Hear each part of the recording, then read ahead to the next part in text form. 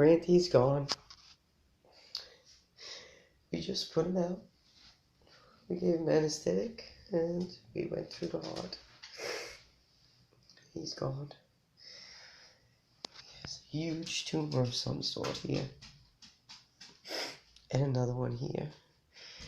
He lost so much muscle, so much weight. Look how beautiful he was, though. He's looking at me, but he did more. I feel relieved because I don't understand how this could have happened. I really tried. I really tried to do everything I could for him.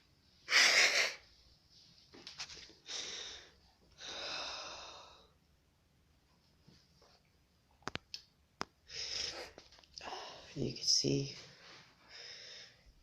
see the huge lump there. Quite a few lumps.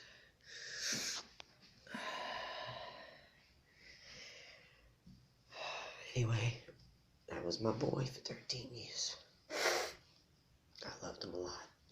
I kept the dog and the snake, and I threw out the scorpion. Yes. The ex-husband. He always bit. Goodbye, my love, Granty.